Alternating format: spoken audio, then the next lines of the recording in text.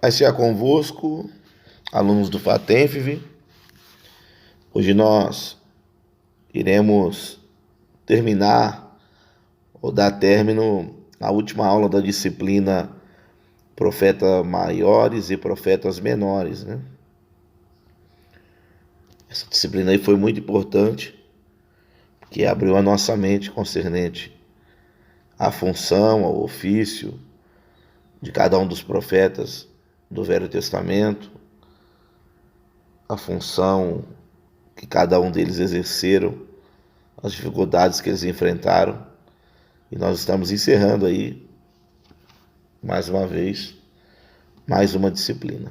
Última aula, vamos orar ao Senhor, agradecendo a Deus, para que Ele nos dê uma aula abençoada e abra o nosso entendimento. Amantíssimo Deus, querido Pai, somos gratos a Ti, por estarmos mais uma vez terminando mais uma disciplina. Que o Senhor abra o nosso entendimento, que esta aula seja uma aula abençoada e que possamos aprender e também praticar aquilo que for nos ensinado através do Teu Santo Espírito. Muito obrigado, te agradecemos no nome de Jesus. Página de número 48, vamos aprender acerca do profeta Miqueias. Página de número 48.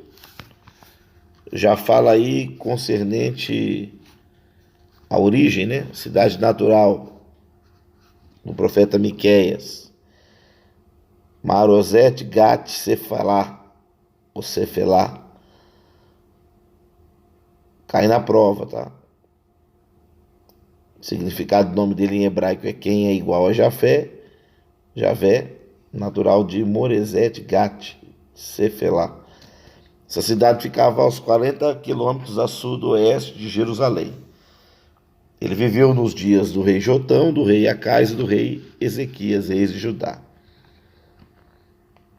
Ele foi contemporâneo também do ministério do profeta Isaías, do profeta Oséias e profeta Amós.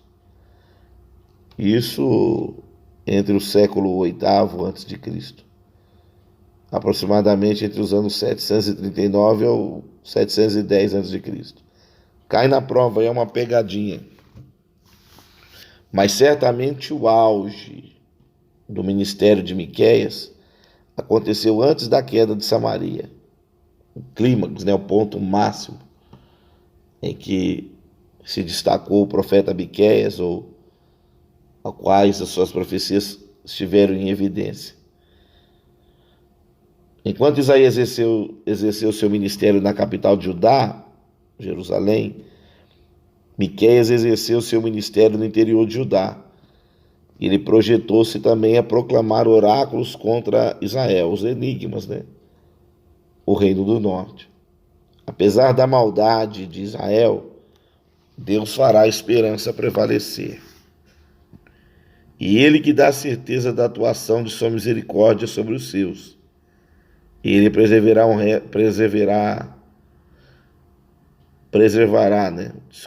um resto da sua herança depois de promover a purificação de Israel. A gente tem aprendido isso, né, ao decorrer desta disciplina, que as palavras, as sentenças, as profecias eram declaradas contra as nações, a saber Israel, Judá e outros povos. Mas após essa sentença, se os subordinados viessem a se arrependerem, Deus ia com bálsamo, com refrigério. É isso que Deus quer, né? Que todos nós venhamos nos arrepender. Depois nós temos os temas e eixos centrais do livro: juízos de Deus sobre Israel e sobre Judá. Está no capítulo 1 e no capítulo 3. Esse profeta é um sociólogo do seu tempo, pois discutia sobre a situação social de sua nação. Miqueias se preocupava muito com a área social do seu povo, da sua nação, e principalmente a situação da pobreza dos camponeses, né? Os que viviam na área rural Isso incomodava muito o profeta Miqueias acerca do desfavorecimento, da opressão, das injustiças que os homens do campo, os camponeses, enfrentavam mediante a condição social aos que viviam na área urbana, né? Então, na época do profeta Miqueias, os desfavorecidos eram principalmente os camponeses, os homens do campo. E detalhe, né? Tudo que era produzido do campo era levado para a cidade. E os que residiam na área urbana dependiam do que era produzido na agricultura pelos camponeses. Principalmente no Velho Testamento, que era apresentado sacrifícios, né? Apresentados não apenas como os animais, mas como os frutos. E também como o azeite, o vinho, né? Então a oliveira, a figueira, a videira,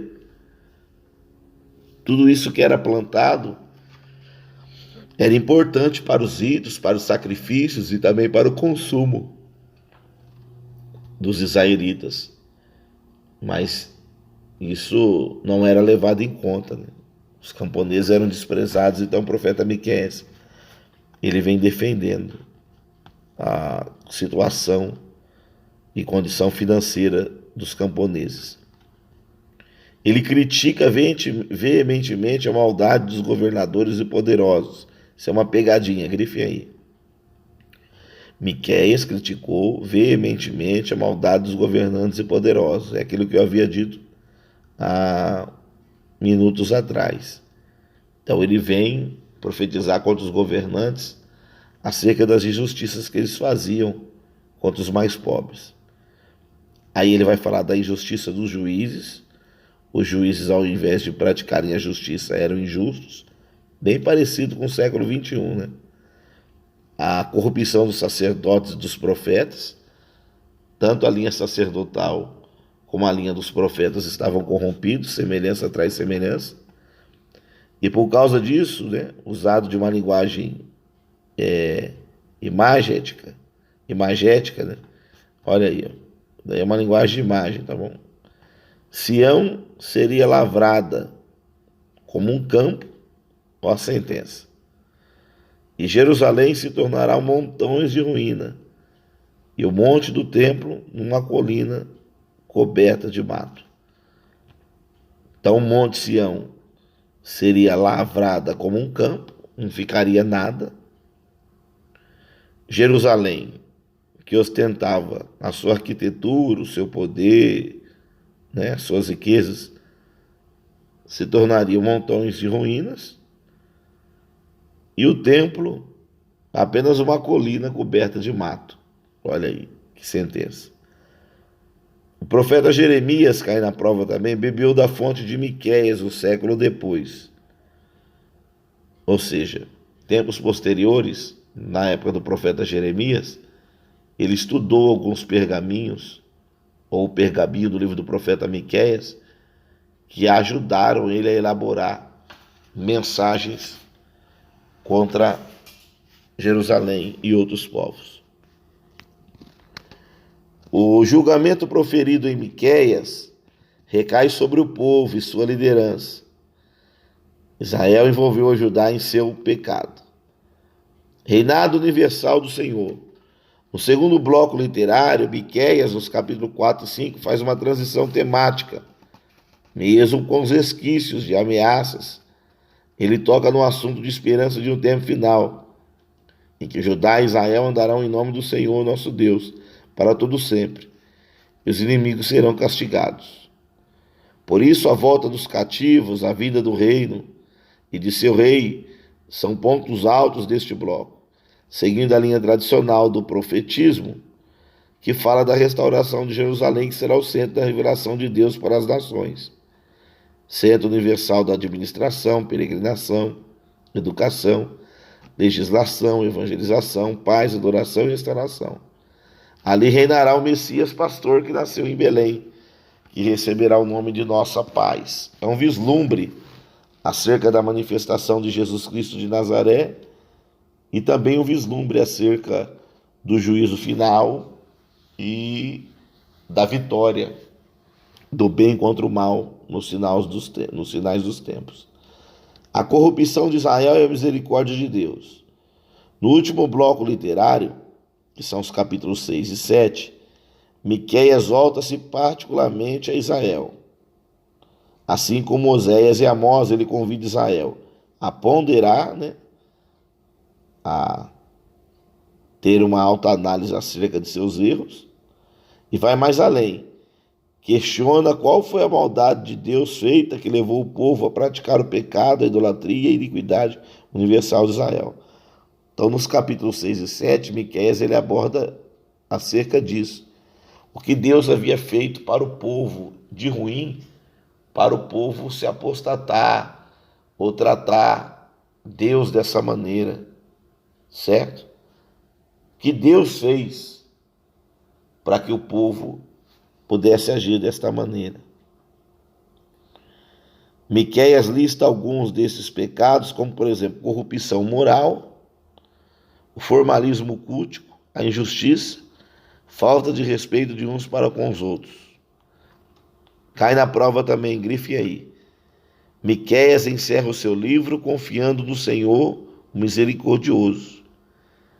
Miqueias é sabedor, ele é cônscio de que Deus cuidará de Israel também no futuro, e será o seu pastor como nos dias de outrora, quando o tirou do Egito e lhe mostrou as suas maravilhas. Correto? Página de número 50. Profeta Naum. Já cai na prova aí. O significado do nome do profeta Naum é consolação. Ele nasceu em Elcos, possivelmente num povoado de Judá, situado na região de Cefelá, próxima a Marosete Gate, quase mesmo a região de Miqueias.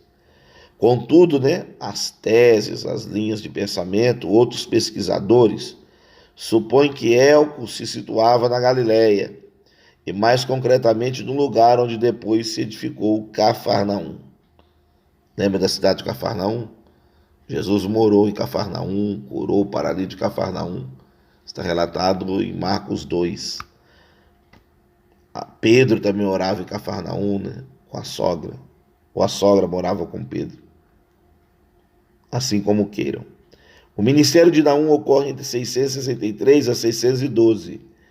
E a redação final do livro pode ter ocorrido um pouco antes de 612. Ano em que os aliados medo-persas e caldeus atacaram e destruíram a cidade de Nínive.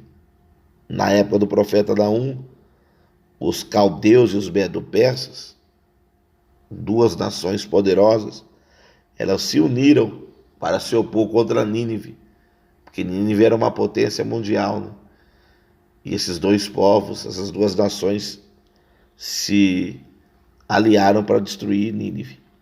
Quando Nínive caiu, todos os povos dominados que sofriam opressão e com a crueldade dos assírios celebraram e jubilaram, porque há muito tempo muitos povos estavam sofrendo pelo jugo, pela opressão que Nínive causava, ou tinha causado para outros povos, morte, enfermidades, desprezo, desigualdade. Tudo isso era causado quando uma nação ela saqueava, dominava ou imperava sobre outros povos. Então, as outras nações e outros povos, quando viram a queda de Nínive, se alegraram, Assim como quando caiu o Muro de Berlim, quando terminou a Segunda Guerra Mundial, o mundo celebrou, Os outros povos celebraram a queda da Alemanha, queda de Hitler, porque o que havia sido causado através desta guerra, da Segunda Guerra Mundial, foi uma condição aí lamentável, vexatória, o Holocausto. Talvez quem gostaria de ter escrito esse livro seria Jonas. Nós aprendemos isso na aula passada, que Jonas ele tinha ali um ressentimento pela linha judaizante, por ser judeu e não querer que outros povos e outras nações viessem pertencer à família da fé, né? Aos eleitos do Senhor. Então ele tinha isso, como muitos crentes têm, né? Ou que se dizem cristãos, que eles acham que só o ministério deles vai para o céu, só a igreja deles é correta, só a igreja deles ensina bem. Então, tem muito disso.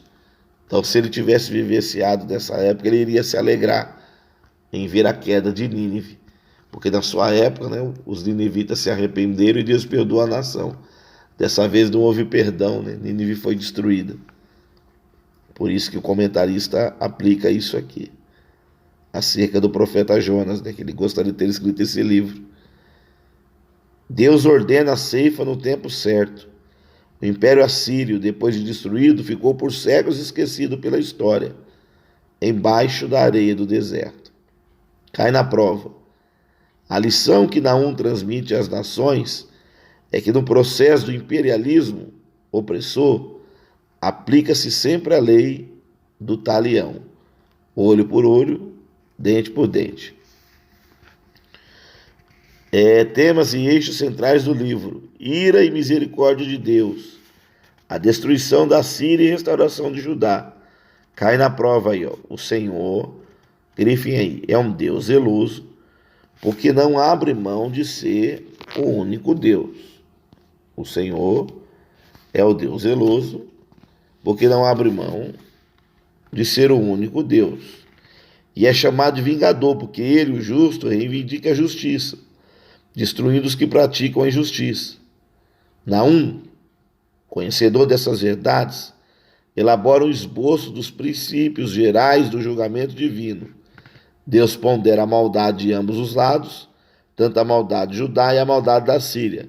Contudo, faz opção, não acepção de outra preterida, pelos mais fracos, que mesmo sendo injustos, foram oprimidos por um injusto mais forte. Por isso, a Assíria desolada e Judá restaurada. Deus, cai na prova aí, ó, mesmo castigando os seus, cuida deles. Deus, mesmo castigando os seus, cuida deles. Ele usa uma nação perversa para destruir outra nação que é perversa também, para criar uma situação, né, de alívio e refrigério para outros povos. Confira outras referências acerca do zelo de Deus. Tá, algumas referências aí, do Deus que zela, que cuida. Temos a destruição de Nínive no capítulo 2 e capítulo 3 de Naum. Este é o principal tema do profeta Naum. A cidade era sanguinária, né? E coração do Império Assírio é o alvo da sentença de Deus e, consequentemente, a receptora do castigo divino. No capítulo 2 de Naum, a cidade é cercada e tomada. As imagens usadas na composição deste capítulo são riquíssimas para demonstrar o poder assustador do destruidor que subia contra Nínive, que representa os caldeus, né? Assustador e destruidor. A ordem e o governo são abalados no capítulo 2 e 5. Cai na prova também, grife aí. Nínive está sitiada, ninguém entra, ninguém sai, e ninguém pode fazer nada para livrá-la da destruição. Nem as servas, escravas da rainha, ou as prostitutas sagradas, sacerdotisas consagradas ao culto da deusa Istá, que era a deusa que era adorada pelos ninivitas, poderão interceder, visto que serão levadas cativas. Isso vale lembrar que há de chegar um ponto que todos os impenitentes, os maus, os perversos, os injustos, uma sentença de vir sobre eles, ou para aqueles que praticam a iniquidade e o mal. E não vai ter recursos, não vai ter ajuda, não vai ter apoio, não vai ter como pedir socorro para ninguém, que representa o juízo do bem contra o mal. Quando o juízo chegar, não haverá remédio, não haverá acordo, apenas a sentença de Deus. Vale lembrar isso, que toda maldade e perversidade ela terá um final triste. A ruína completa, né? Toda a cadeia comercial, política e religiosa da Síria será devastada, todas as áreas são afetadas. Assim como levou os povos ao cativeiro, a Síria também será levada. Aquele que semeou na carne vai ceifar corrupção. Lei da semeadura. Assim como ela assolou e oprimiu os povos, assim sucederá com a Síria. Tudo que Nínive, a cidade rainha, fez, guerras de pilhagem, né? Copos acima de copos, né? Montantes de copos jogados, né? Aos montões, e de extermínio, comércio injusto, idolatria, isso sobrevirá a ela. Esse é o profeta, livro do profeta Naum, profeta Naum. Página 52, profeta Abacuque, belo nome, né? O significado do nome dele no hebraico significa aquele que abraça ou abraçar. O profeta anônimo ministrou para a agonizante e teimosa Judá. Ela agonizava, né? Estava definhando, mas ainda permanecia na teimosia. Na época do profeta Abacuque, Judá, capital de Jerusalém, estava nesta condição. O povo, né?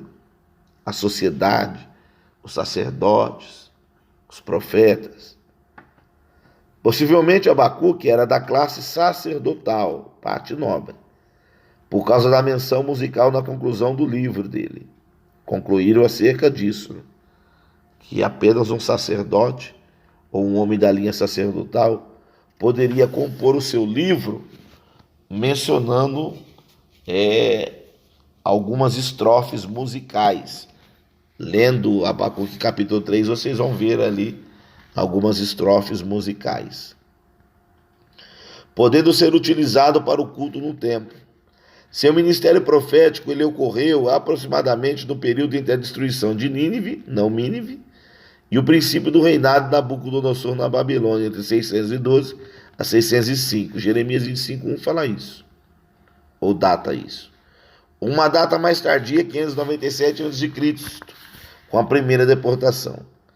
A base utilizada para a datação é a referência que se faz aos, abre aspas, caldeus, nação amarga e impetuosa, fecha aspas, ele vai falar acerca disso, que nos faz deduzir até mesmo a queda de Jerusalém. As referências estão aí. As dificuldades para a datação surgem por causa do simbolismo que a imagem da Babilônia adquiriu com o passar do tempo, ou seja, o nome Babilônia se firmou como símbolo máximo da opressão, idolatria, feitiçaria, maldade e violência. Temas e eixos centrais do livro.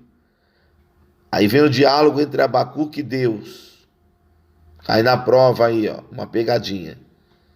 A primeira seção do livro introduz Abacuque queixando-se da injustiça. Dos capítulos 1, ou do capítulo 1 ao capítulo 2, versículo 4, o profeta Abacuque ele começa a questionar ou queixar-se da injustiça que ocorria na cidade.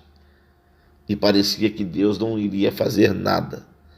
No diálogo entre ele e Deus, ou seja, entre Deus e Abacuque, o profeta clama por causa da violência e da injustiça praticada diante dos seus próprios olhos pelas pessoas da sua nação. Abacuque dos seus dias, ele vê as injustiças, a violência que o povo e a população estavam sofrendo. E ninguém fazia nada, né? Que estavam todos corrompidos. E ele começa a clamar a Deus, dizendo por que Deus não age, por que Deus não faz, por que Deus não liberta, por que Deus não mata. Você já chegou numa condição assim? De começar a queixar, dizendo, Senhor, o Senhor não vai se manifestar? O Senhor não vai fazer nada, não? Pois é. Vale refletir acerca disso. O Senhor lhe responde afirmando que toda nação será castigada. Deus sabe o que faz, ele tem o tempo de agir.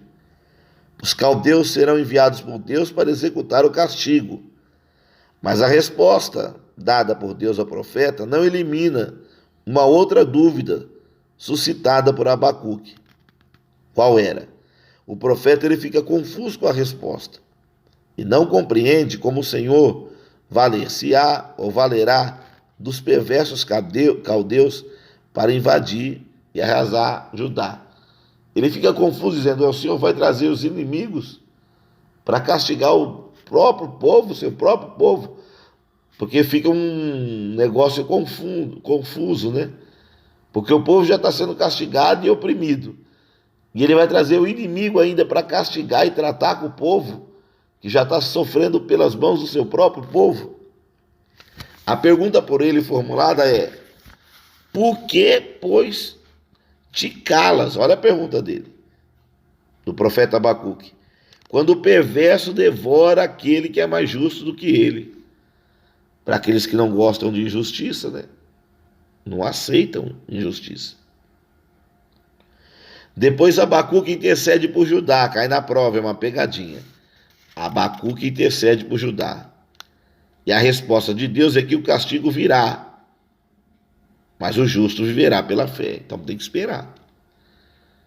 Ter fé é esperar, é ter esperança.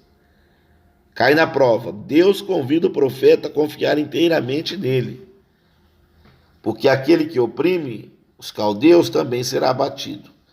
A soberba da Babilônia a destruirá e a justiça triunfará. Os maus receberão a paga merecida e ao mesmo tempo o justo viverá pela sua fé. Serve de lição para cada um de nós, né? Aconteça o que acontecer, mediante a tantas atrocidades, tantas notícias ruins que nós vemos nos lares, nas casas, das famílias, nas igrejas, no mundo, nós não podemos perder a nossa fé. Eu fico com o Salmo 24, né? Do Senhor é a terra, a sua plenitude, o mundo e os que nele habitam. Tudo é do Senhor. Deus não perdeu o controle de nada, né? Já diz o Samuel Messias, né? Eu não perdi o controle, não. Deus está controlando tudo na sua vida, na minha vida. Parece que ele perdeu o controle, mas é engano nosso. Depois ele gera 5 ais contra os caldeus. Os caldeus são os babilônicos, tá? Que pode ser também para muitas pessoas. Se a gente fazer uma conjectura, esses ais também podem ser para muitas pessoas que cometem tais práticas como o que acumula o que não é seu, tira das outras pessoas e acumula bens, propriedades, títulos que não é seu, ou pega uma honra que não é para ele e enche-se de riqueza. Aí o juízo. O que vai ocorrer com essas pessoas? Os credores virão e levarão a Babilônia como despojo. Olha o preço. Olha o preço aí. Já que você está devendo, você vai ter que pagar. Letra B. Ai daquele que ajunta em sua casa bens maus adquiridos. Você olha e fala, nossa, olha a casa, olha o patrimônio, olha o estofado, né? Olha os eletrodomésticos, olha a estrutura. Mas foi através do roubo, meus irmãos. Foi através da mentira. Bens maus adquiridos. Qual o juízo? Como será a sentença? Qual é a colheita para pessoas assim? Vão perder sua morada. Vão ficar sem nada, propriamente dito. Letra C. Ai daquele que edifica a cidade com sangue e a fundamenta com iniquidade. Ou seja, ele edifica, constrói, matando as outras pessoas, cometendo mal contra as outras pessoas, tirando a vida das outras pessoas, sugando as outras pessoas. E a base é de iniquidade, o fundamento, o alicerce daquilo que essas pessoas constroem é maldosa. O juízo, aqui o comentarista colocou incerto. Ao que parece, Deus edifica as coisas com o seu conhecimento. Contudo, o ser humano inutilmente constrói as coisas explorando outros humanos. Por isso é inútil edificar, pois Deus derribará. Que é Salmo 127, né? Se o Senhor não edificar a casa, em vão vigia a sentinela. Não é? Ai daquele que dá de beber ao seu companheiro. Olha aí, oferecendo a maldade, seduzindo a outra pessoa para o mal. Tem crente assim, não é? Não, pode pecar, pode fazer isso, não tem problema não. Deus conhece o nosso coração, não é assim que eles falam? Aí vem, a Babilônia tomará o cálice da ira da mão direita do Senhor, porque enganou os povos, embebedando-as para ver a vergonha delas. O mal faz isso, né? Ele te seduz, te domina, aí na hora que você cai, ele fala, o problema é seu, não tem nada a ver com isso. Os sacerdotes fizeram isso com Judas Iscariote. Em Mateus capítulo 27, quando ele se arrepende e vem trazer as peças de prata, ele diz, eu pequei traindo sangue inocente. Aí o sacerdote falou, que nos importa, quer dizer, a gente não tem nada a ver com isso. Isso é problema seu, se vira. Primeiro eles trabalharam na mente de Judas Iscariotes, né, para atrair Jesus. O induziram a fazer isso. Ou colaboraram para fazer isso. E lhe deram uma renda para ele fazer isso. Na hora que ele conclui o ato, e vem trazer as peças de prata, nem isso ele quer. É o que o mal faz, né? Te usa, ou tenta usar o ser humano, e depois os joga como copo descartável, sem valor nenhum. Terceiro, oração de Abacuque. É uma oração em forma de salmo cantado, que é o texto que a gente conhece, que ainda que a figueira não floresça, ainda que não haja fruto na vide, ainda que as ovelhas sejam exterminadas, não haja gado do curral, todavia eu me alegrarei no Senhor Deus da minha salvação. Este capítulo aí foi base de vários hinos aí, trilhas sonoras, musicais, evangélicas. A linguagem poética usada expressa a glória do Senhor e a confiança do profeta na proteção que Deus lhe dará. Deus será a sua salvação e a sua fortaleza. Então, no capítulo 3, o profeta Abacuque, através do seu diálogo com Deus, ele passa agora a confiar e acreditar ainda mais que tudo aquilo que estava acontecendo, Deus estava vendo e iria trazer a sentença. Página 54, Sofonias. No hebraico, o significado do nome dele é o Senhor esconde. Ele era membro de uma família real. Ele foi tetraneto de Ezequias, que reinou entre 721. Tá bom? Coloca aí, ó. Tetraneto de Ezequias, que reinou entre 721. Cai na prova.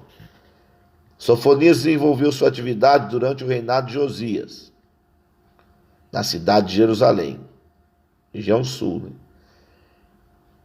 Nesse período ocorreu a reforma josiânica. Josiânica porque é a reforma de Josias, né? Reformar essa reforma aqui não é reforma de casa, não. Tá bom? Essas reformas eram quando o povo se arrependia dos seus pecados, né? E através do arrependimento dos seus pecados, Deus trabalhava, sarava a nação, limpava, né? Essa reforma também era derrubar dos falsos ídolos. Havia regiões de Israel e fora de Israel, principalmente em montes, que eles construíam imagens de escultura, idolatria e adoravam falsos deuses. As reformas eram para isso mesmo. Quebrar essas imagens de escultura, destruir essas imagens de esculturas, para que o povo viesse voltar verdadeiramente a Deus. Talvez alguma reforma deva ser feita nos nossos corações, né? Todos os dias reformas devem ser feitas nos nossos corações. Dizendo, Espírito Santo, reforma o meu coração. Só que quem tem de derrubar e começar essa reforma somos nós, né? Deus, ele vai nos ajudar nessa reforma. Mas quem deve tirar os ídolos, as coisas ruins, somos nós. Depende de nós. Bom, nesse período ocorreu a reforma josiânica, eu já li aqui. Nesse período o livro da lei foi descoberto, porque o livro da lei, né, havia sido perdido. Já imaginou? Como se a Bíblia tivesse sido perdida. Aí, enquanto eles estão trabalhando nas reformas, em meio aos entulhos, né, eles conseguem encontrar o livro da lei. Até a Bíblia eles tinham perdido. Dá para aplicar no que aí, pastor?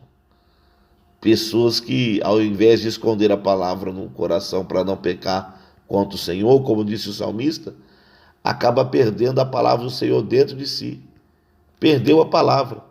Não consegue encontrar a palavra no coração porque perdeu o livro da lei, perdeu a palavra. Então está perdido por dentro e por fora também, né? Sofonias articulou um papel importante no processo de restauração moral e espiritual de Judá. Mas sua mensagem certamente remonta ao período anterior à reforma josiânica, entre os anos 635 e 625, antes da queda de Nínive. É uma pegadinha aí, grifem aí, ó. Talvez as profecias proferidas por Sofonias tenham desencadeado a reforma. Talvez. O livro se divide em dois grandes blocos: o julgamento no dia do Senhor e a salvação no dia do Senhor. O dia da ira do Senhor. Esses primeiros versículos referem-se poeticamente ao dia do Senhor. Este é o tema central no livro. No dia do Senhor, o dia do sacrifício, Deus julgará toda a terra, destruirá os cultos idolátricos e castigará os chefes do povo, comerciantes e ímpios.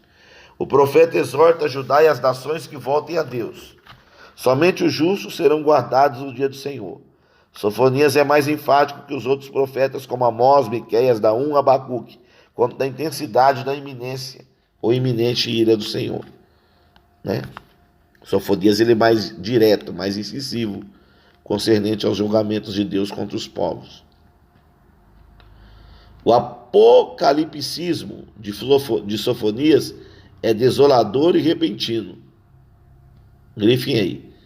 O apocalipsismo de Sofonias é desolador e repentino, ou seja, aquilo que o profeta Sofonias profetiza acerca do Apocalipse é desolador, ou seja, não fica nem raiz nem ramo, e é repentino, pode ser de uma hora para outra o juízo de Deus, tanto que faz toda a terra sofrer.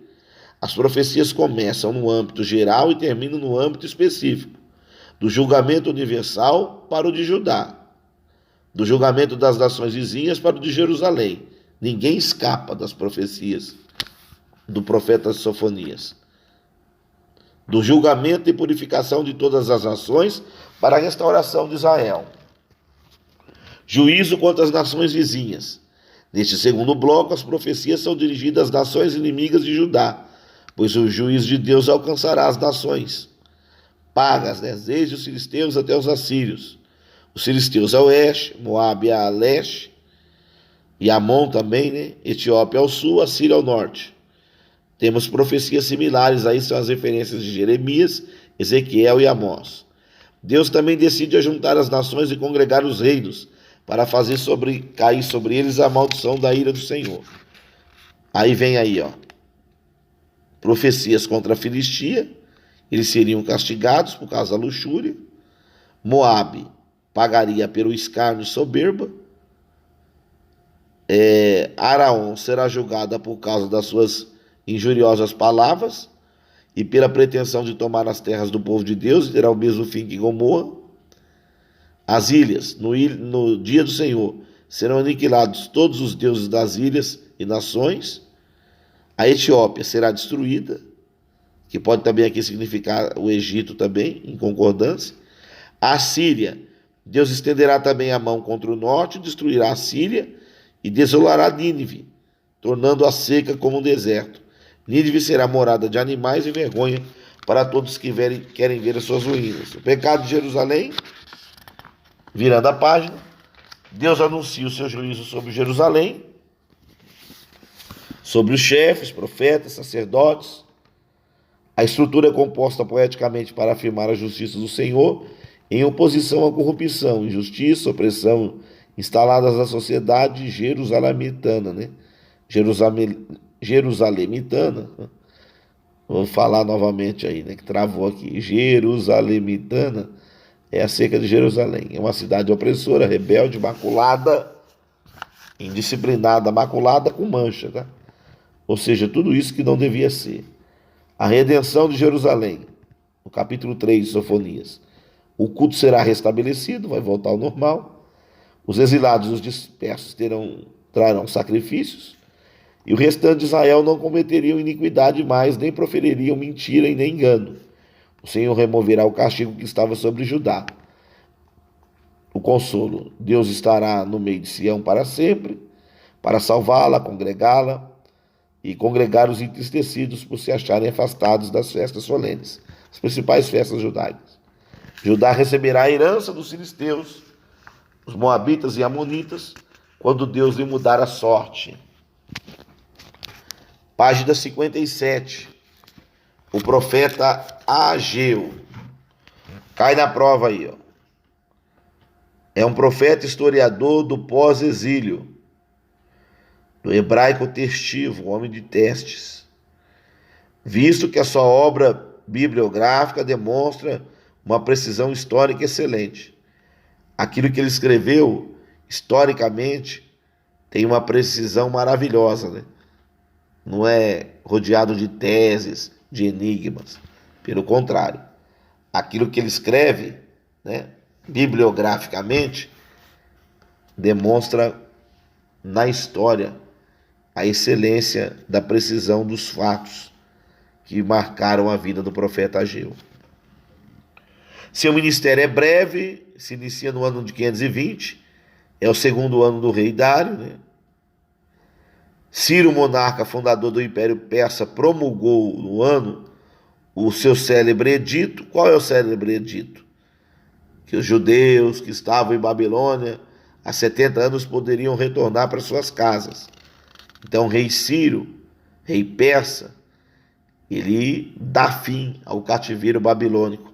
Israel ficou 70 anos no cativeiro. Eles regressam a Jerusalém e eles estão animados, né, que começam a euforia, a reconstrução do templo.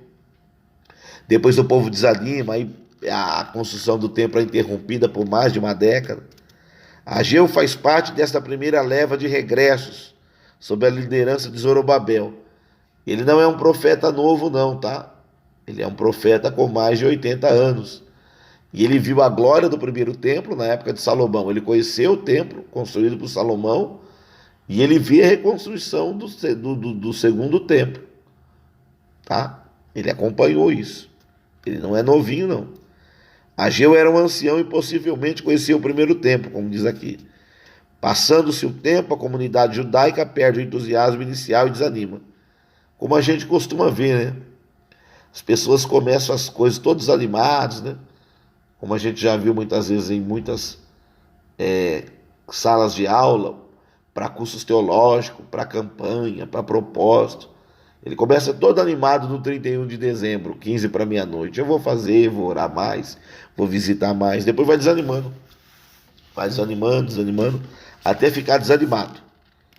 Duas coisas levaram o povo ao desânimo. Os meios de construção eram precários, estava difícil granjear recursos para a construção, e a hostilidade dos samaritanos, né? E isso a gente vai ver lá no livro de Neemias, né? Do copeiro Neemias.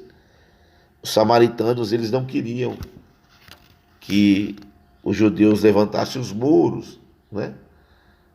E depois o templo também.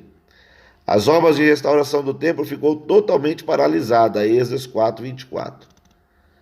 A pergunta que não quer calar: o que foi paralisado na sua vida?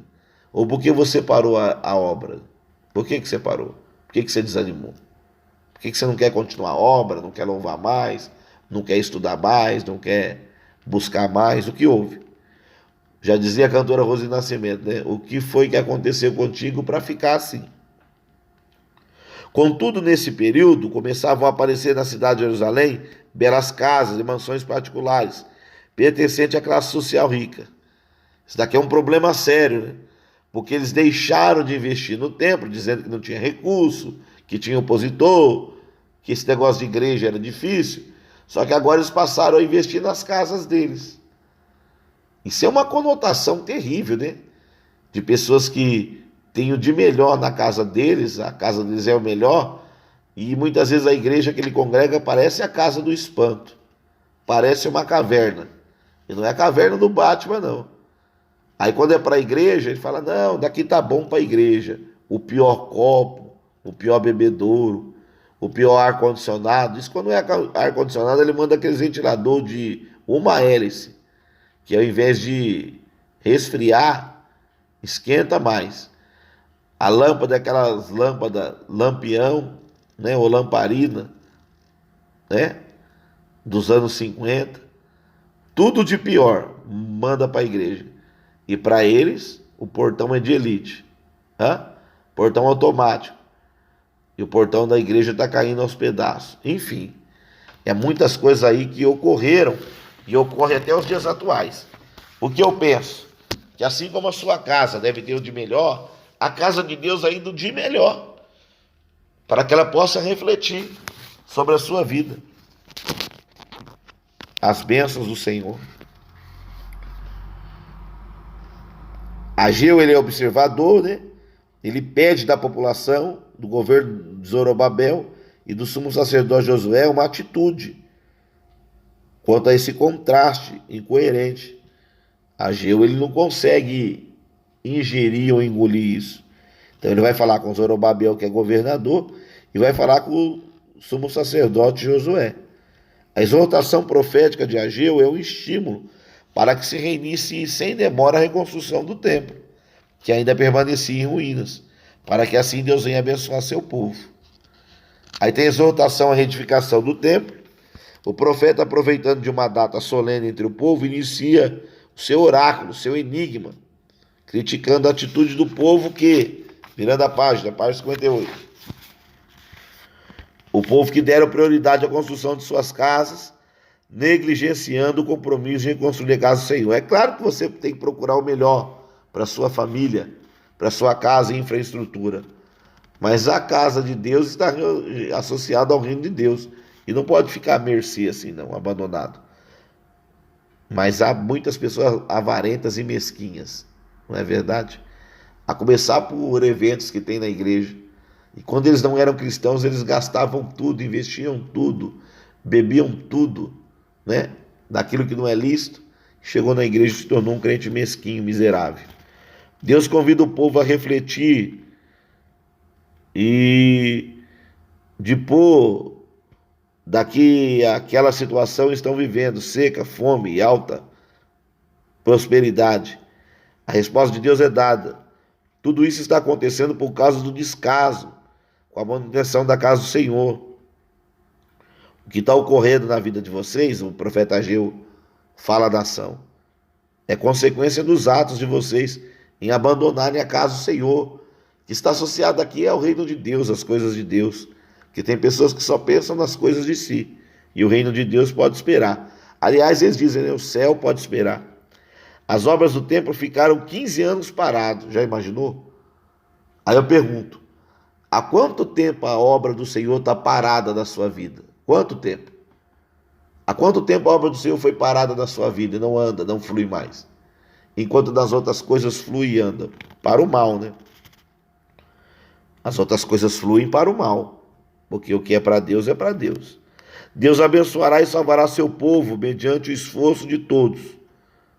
E aí o templo foi reconstruído. A resposta do povo vem no capítulo 2, dos versículos 12 ao 15. Tanto Zorobabel e Josué, como todo o povo, deram ouvido às profecias de Ageu e Zacarias. Olha a importância do profeta de Deus, hein? O profeta de Deus para dar ânimo para uma nação. O profeta de Deus para criar intrepidez, ousadia, né? Vontade de vencer, gana. Olha o papel do profeta. Agora tem profeta, meu irmão, que ele gera desânimo, desgraça e derrota. Porque isso não sai dos lábios dele. Desgraça, derrota, morte, tristeza. Não tem palavra de ânimo. Não tem consolo. O povo recuperou o entusiasmo. E assim as obras foram retomadas de imediato. E pouco tempo depois foi celebrada a dedicação do santuário restaurado. Que isso vem acontecendo na sua vida, né? Uma grande celebração, uma grande dedicação, uma grande restauração. Que as coisas espirituais da sua vida venham ser finalizadas e concluídas. A glória do novo templo. Claro que o recém-inaugurado templo não parecia e nem demonstrava a mesma glória do primeiro templo. Mas cai na prova, grifem aí, ó. Mas Deus trará das nações riquezas que ornamentarão a segunda casa. Não era como o templo de Salomão, né? Cheio e repleto de ouro, mas tinha um histórico ali de luta, de entrega, de humildade.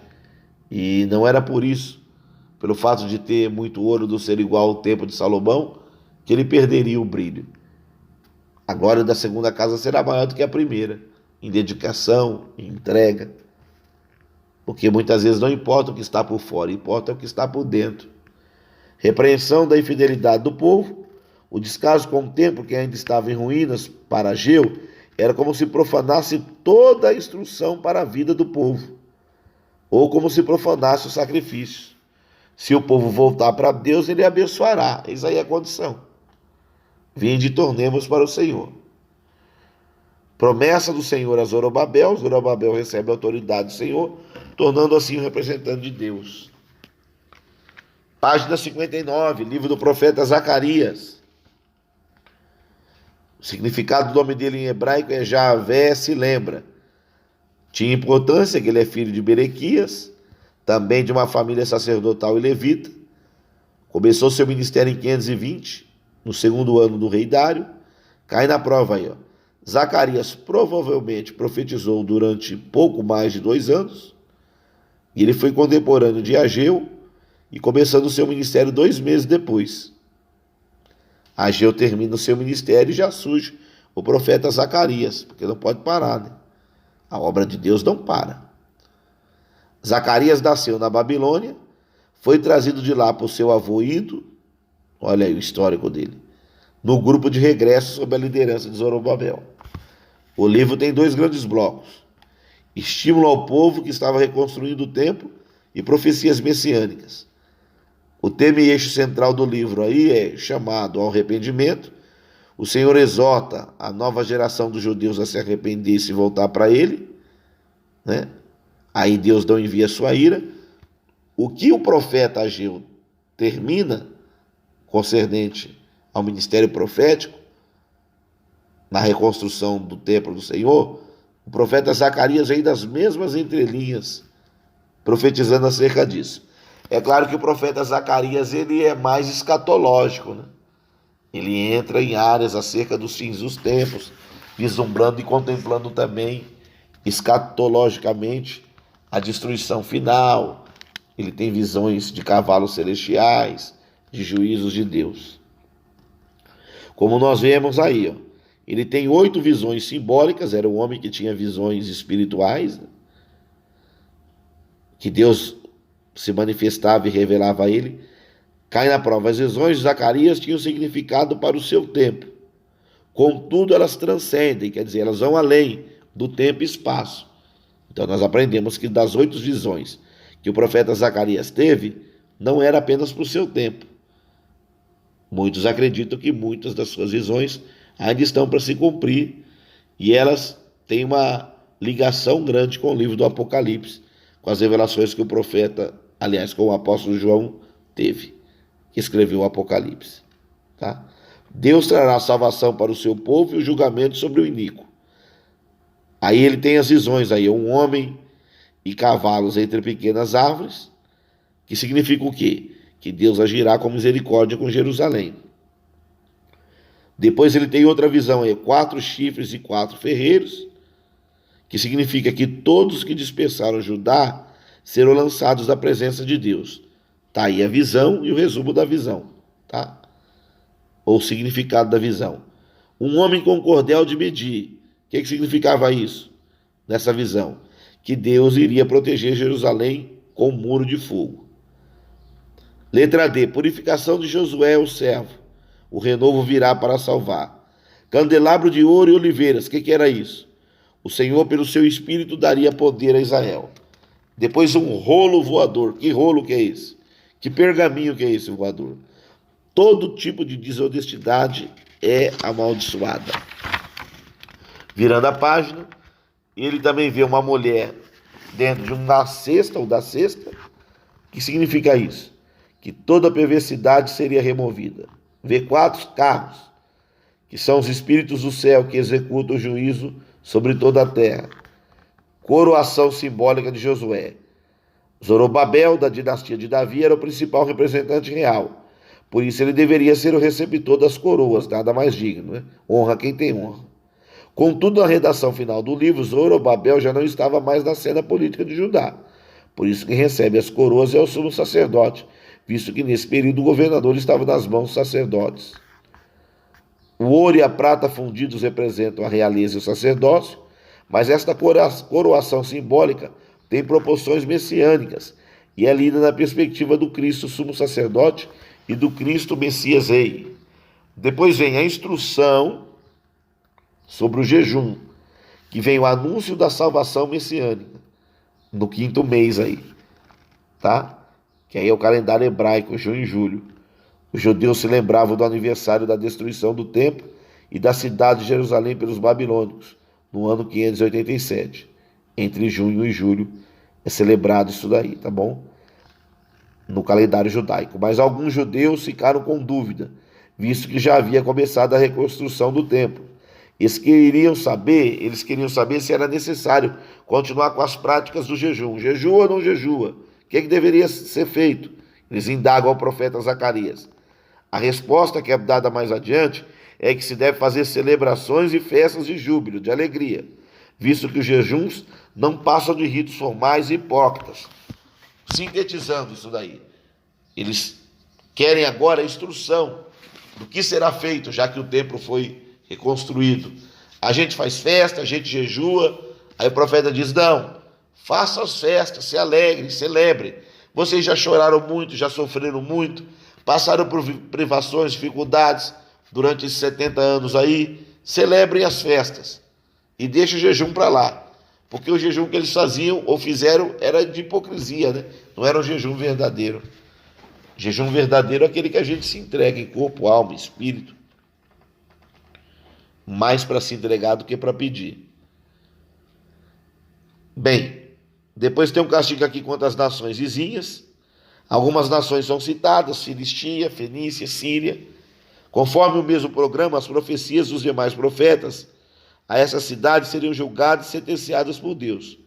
Contudo, todos esses povos serão integrados ao povo de Deus e poderão participar dos privilégios do povo de Deus quando se integrarem ao restante, ao que ficar de Israel, o futuro rei de Sião. Mesmo que recebendo a insígnia real, esse trecho mostra a humildade e a humilde presença do Messias. O Messias entrará em Sião, montado no jumento e jumentinho, que cumpre Jesus entrando em Jerusalém, né? Num jumentinho cria de jumenta, e não em um cavalo ou um carro de guerra, como antecederam os outros reis. Jesus entra mostrando a humildade e a sinceridade do seu reino e do seu ministério, quando ele entra montado no jumentinho.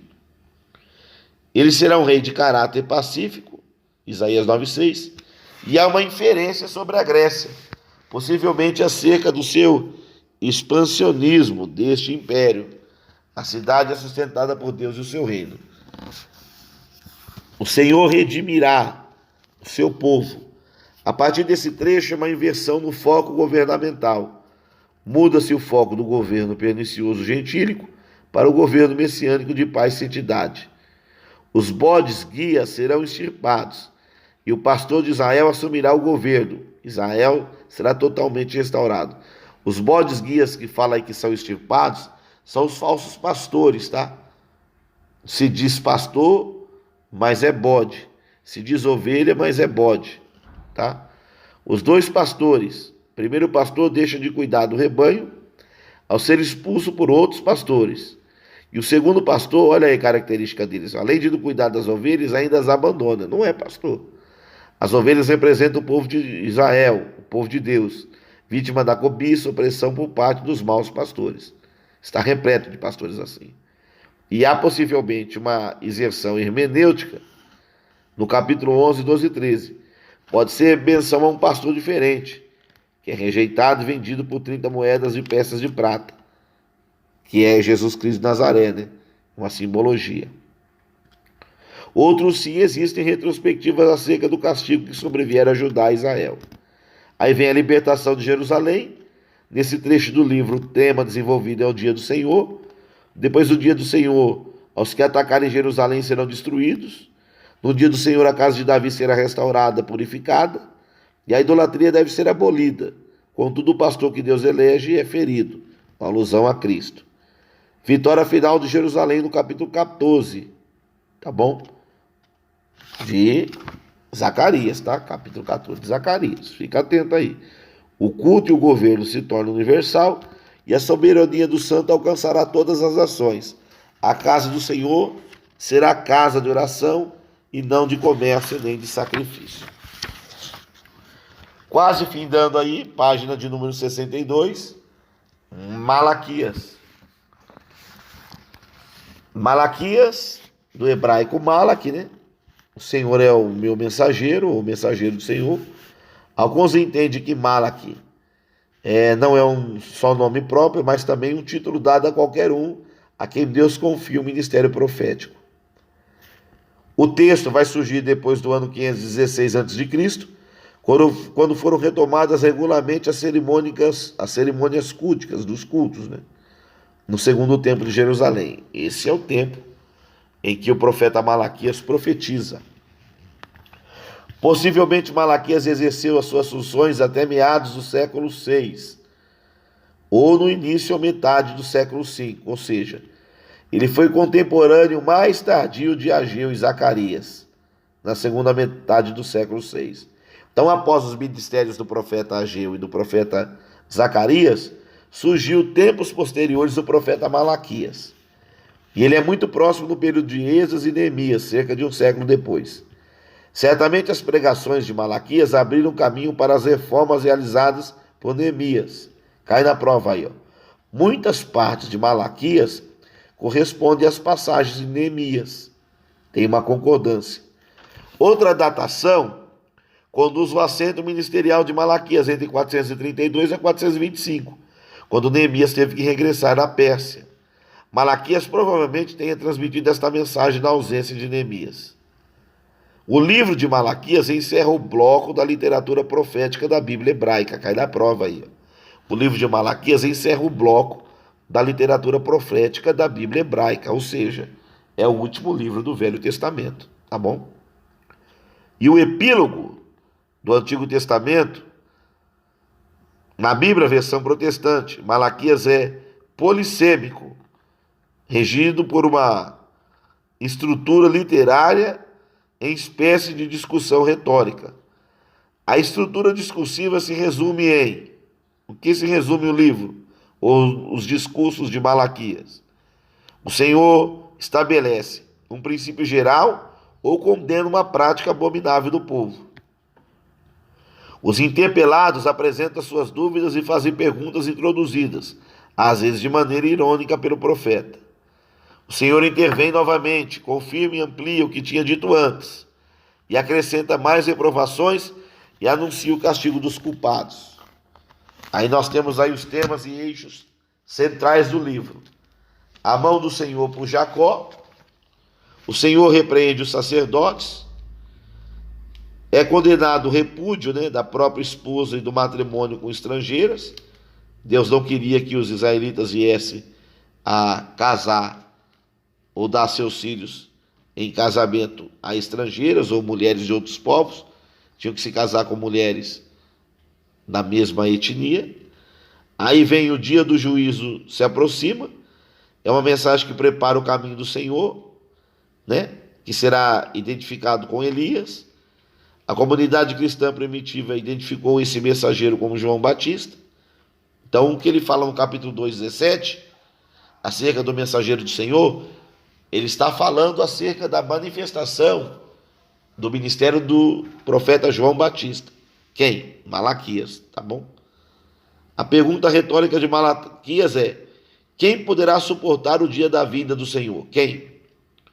Quem pode subsistir quando ele aparecer? Ele julgará os feiticeiros, os adúlteros, os que juram falsamente, defraudam o salário do diarista, oprime a viúva, o órfão, que torce o direito do estrangeiro e não teme a Deus. No capítulo 3 fala acerca dos dízimos, né? O povo peca em não querer compreender quais são os objetivos do dízimo, por isso Deus cerra as janelas do céu para não permitir que a prosperidade seja derramada sobre os que procedem com infidelidade. Sonegar os dízimos é, abre aspas, roubar a Deus, fecha aspas. Não dá, ou seja, eles não dão a Deus o que é dele. Capítulo 3, versículos 13 a 18, fala do justo e do mal. a diferença entre o justo e o ímpio. Então, outra vez, verei a diferença daquele que serve e não serve a Deus. Muitos judeus se desencantaram acerca das profecias proferidas por Ageu e Zacarias, mas Deus honrará aqueles que o servem. E depois tem o sétimo eixo aí, que é o advento do dia do Senhor. O evento do dia do Senhor, também mencionado por Malaquias, em seguida da instauração de um reino de justiça e a vitória dos justos. Na página 64 aí, nós temos aí uma tabela cronológica que fala acerca do cativeiro e a restauração de Israel em 587. Aí fala aí o acontecimento, certo? O que ocorreu, os habitantes de Judá são levados para a Babilônia em 587. Depois tem o início do domínio persa. Depois Ciro, o imperador da Pérsia, ordena a volta dos judeus. Época do profeta Ageu, Zacarias. Tem um ponto de interrogação aí se Obadias alcançou. Depois nós temos a reconstrução do templo. O profeta nessa época é Malaquias. Depois temos a reconstrução das muralhas de Jerusalém, Joel, colocado aqui numa incógnita. Alexandre o Grande governa a Palestina, né? Domínio macedônico, porque o Império Persa é destruído e Alexandre o Grande domina o mundo. Depois de Alexandre o Grande ou da sua morte, vem o domínio dos Ptolomeus sobre a Palestina. Depois vem o domínio dos Seleucidas sobre a Palestina. Depois vem a revolução de Judas Macabeus e o domínio da família de Judas e seus descendentes. Não tem nada a ver com Judas Iscariotes ou Judas da Bíblia não, tá? Aí vem os Asmoneus sobre a Palestina. Depois vem a conquista de Jerusalém por Pompeu, general romano, anexando a Palestina ao Império Romano. Quer dizer, o Império Grego já foi destruído, agora o Império Romano vai dominar o mundo. A conquista de Jerusalém por Pompeu, né, general romano, anexando a Palestina ao Império Romano, interligando a Palestina.